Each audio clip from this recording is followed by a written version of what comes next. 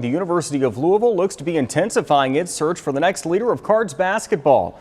The school receiving permission to talk to New York Knicks top assistant and U of L alum Kenny Payne. Rick Bozich from WDRB Sports. The team is here right now to break it down. So Rick, how real of a possibility is this? It's super real. Kenny Payne's been at the top of the list really since the beginning of the search after Chris Mack stepped down in January. And he has emerged obviously in the last week as the #1 guy. And a lot of news today makes you think it's going to happen this week. We've learned over the years when this has happened, because it's happened a couple of times now under our watch, that context clues are big in situations like these. So the athletics department, I should say, has a lot on the schedule for this week. Talk about that a little bit, if you would. Well, there's a meeting tomorrow of the Board of Trustees and the Athletics Board, and then a number of former University of Louisville basketball players have been invited to be at the KFC Yum Center at 10 o'clock Friday morning, as well as an email went out to the media for a special announcement involving U of L basketball, and I think we can figure out what that's going to be, the new coach. It's quite the tease, right? That's what we call it here in this business. It's also worth noting U of L is not the only program interested in Payne. Yeah, he's been a very popular name in the coaching search this whole spring, Chris.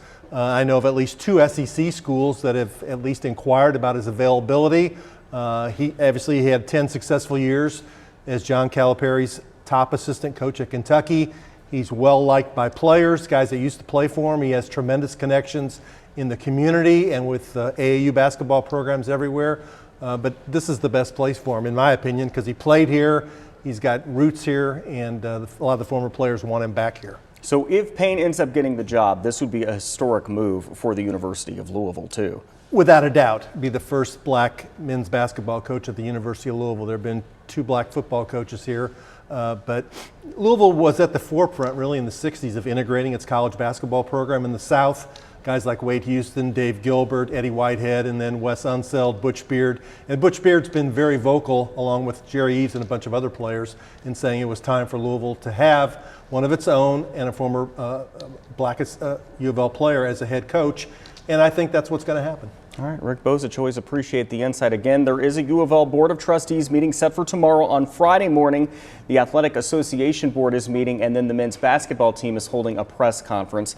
Rick writes more about Payne's experiences and the challenges he could face at U of L. That's on WDRB.com.